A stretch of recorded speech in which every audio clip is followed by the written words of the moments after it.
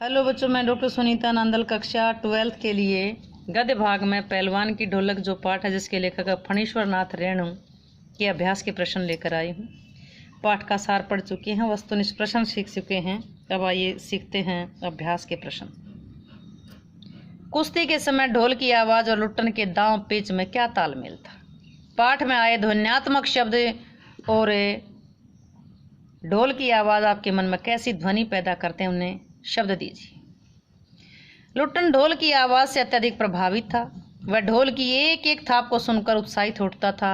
ढोल की प्रत्येक थाप उसे कुश्ती का कोई न कोई दांव पेच अवश्य बताती थी, जिससे प्रेरणा लेकर के वह कुश्ती करता था। ढोल की ध्वनियाँ उसे इस प्रकार से अर्थ संकेत करती थी।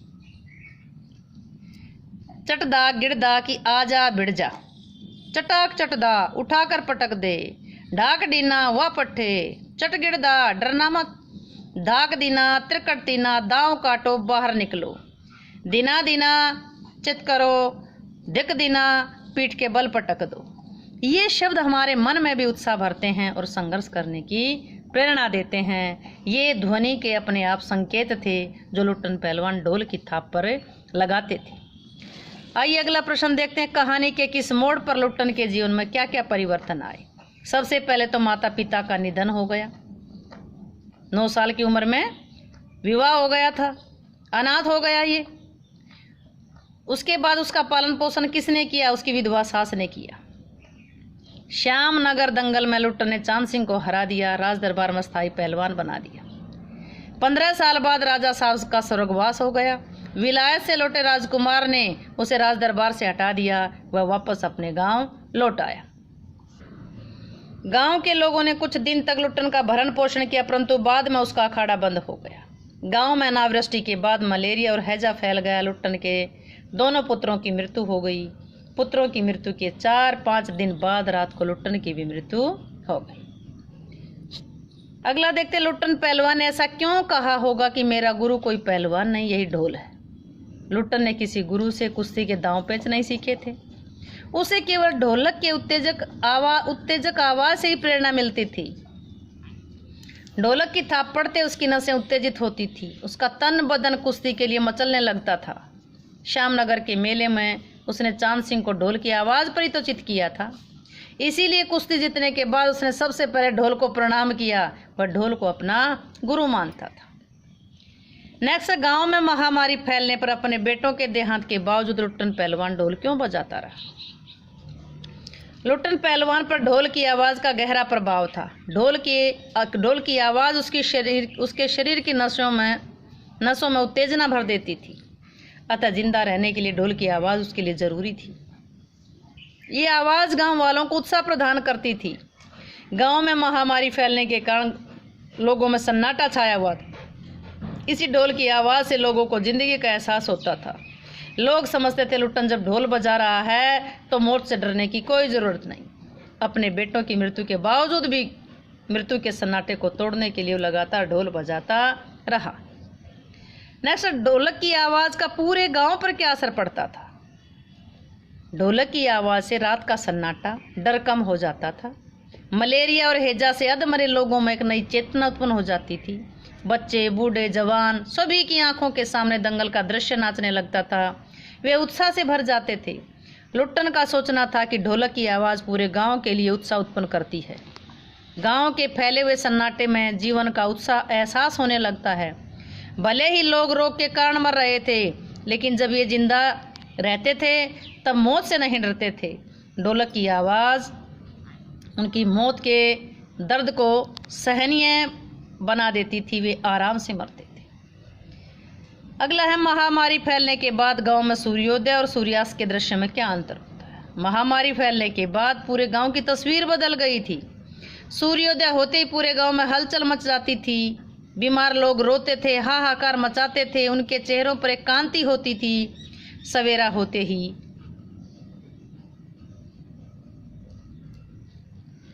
गांव के लोग अपने अपने स्वजनों के पास जाते थे जो बीमार होने के कारण खांसते कराहते थे। वे जाकर उनको सांत्वना, तसल्ली देते थे, जिससे उनका जीवन उत्साहित होता था। लेकिन सूर्यास्त होते ही सब अपनी अपनी झोपड़ियों में चले जाते थे। किसी की आवाज़ तक नहीं आती थी। रात के अंधेरे में एक चुप्पी छा जाती थी। बीमार लोगों की शक्ति नष्ट हो गई थी। माताएं अपने मरते पुत्रों हुए पुत्र को बेटा भी नहीं कह पाती थी। रात के समय पूरे गांव में कोई हलचल नहीं होती थी।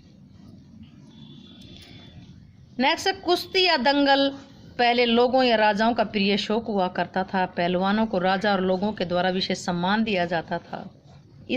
इसमें से प्रश्न बनता है कि ऐसी स्थिति अब क्यों नहीं है। पहले कुश्ती या दंगल करना एक आम बात थी। ये लोगों राजाओं का प्रिय शौक था। राजा अमीर लोग पहलवानों का बड़ा सम्मान करते थे। यहाँ तक कि गांव की पंचायतें भी पहलवानों को आदर देती थी। वह कुश्ती या दंगल उस समय मनोरंजन का श्रेष्ठ साधन था। आजकल भी है, लेकिन उसके तौर तरीके बदल गए। इसकी जगह अब किन खेलों ने ले ली है। अब पहलवानों का कोई सम्मान नहीं होता। अच्छा, ये था इसमें, लेकिन अब क्यों नहीं है। अब पहलवानों का कोई सम्मान नहीं होता। केवल ग्रामीण क्षेत्रों में दंगल आयोजित होते हैं। राजा महाराजाओं का जमाना भी नहीं रहा। स्थान विधायकों, संसद सदस्यों, मंत्रियों ने ले लिया है। उनके लिए ये सब कराने का समय नहीं है।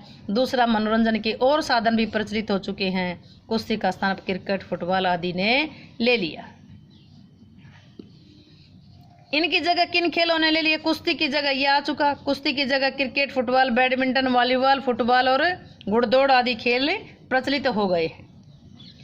अगला है, कुश्ती को फिर से प्रिय खेल बनाने के लिए क्या क्या कार्य किए जा सकते हैं। कुश्ती को फिर से लोकप्रिय बनाने के अनेक उपाय किए जा रहे हैं। गांव की पंचायत अखाड़ा तैयार करने के अनेक युवकों को आकर्षित करती हैं। दशहरा, होली, दिवाली पर कुश्ती का आयोजन किया जा सकता है। सरकार की ओर से अंतर्राष्ट्रीय पहलवानों को पर्याप्त धनराशि और सरकारी नौकरी मिलनी चाहिए, जो दी भी जा रही है।